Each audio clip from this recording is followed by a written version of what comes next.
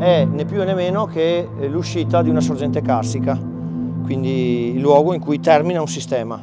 E la grotta del Tavaran Grando, chiamata dal Saccardo a suo tempo anche Tavaran Vecchio, probabilmente la sensazione data da queste concrezioni molto antiche, è strutturata su una condotta unica principale, che è quella che vediamo qua di fronte, che percorreremo.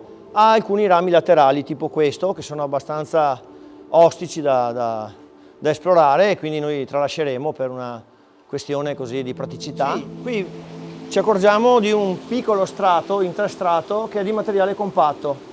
Come prima scendendo abbiamo visto un punto in cui il Piave depositava della sabbia e non più della ghiaia, similmente qui all'epoca è successa la stessa cosa, cioè per un momento si sono depositati dei strati di materiale molto sottile che una volta cementificati hanno creato questa situazione più compatta. Sulla parte esterna sono stati fatti dei ritrovamenti di materiale littico preistorico.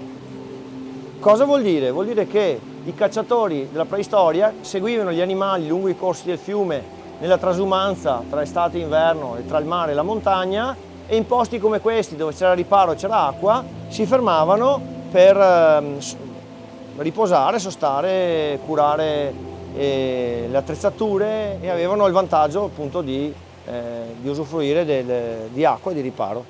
Vedi? Noi osserviamo la condotta da questo punto qui e vediamo che la forma è abbastanza rotondeggiante, no?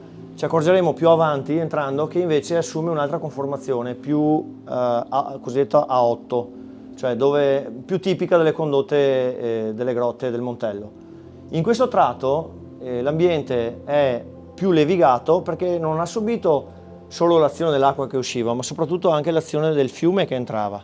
Quindi nei momenti di piena del fiume, che spinge dentro, magari anche con dei materiali che levino le pareti, questo tratto è stato smussato, levigato e ha assunto questa conformazione. Qua cominciamo già a vedere le prime piccole concrezioni, anche sul soffitto, vedi, bianche. Ha degli scorci molto belli.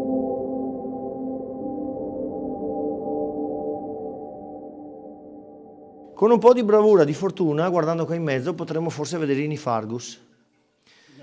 Sì, se vedi una robina bianca che scappa così, è un gamberetto. Queste sono le forme di vita tipiche della grotta. Questi animaletti vivono della decomposizione di quel po' di sostanza organica che viene portata dentro dalle piene. Questa si chiama marmita d'erosione.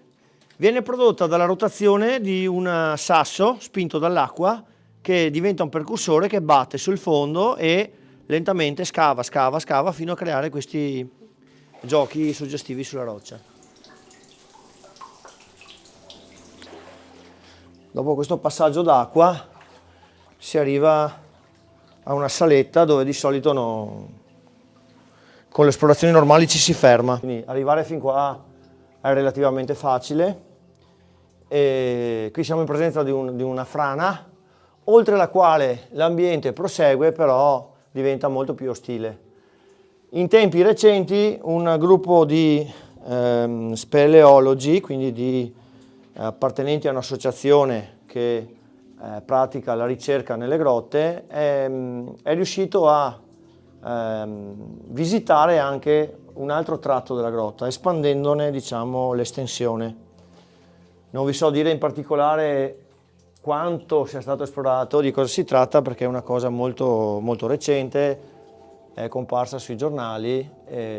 Normalmente i gruppi che fanno questa attività prima svolgono l'esplorazione, poi elaborano un rilievo e poi magari lo pubblicano e diventa, diciamo, di comune dominio il lavoro svolto, insomma, ecco.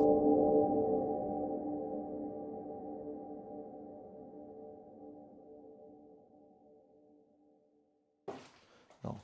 Bagnato per bagnato, qua cammini molto meglio. Cammina sui lati in ogni caso. Comunque non è terribilmente fredda. No, non ho detto questo, è terribilmente acqua comunque.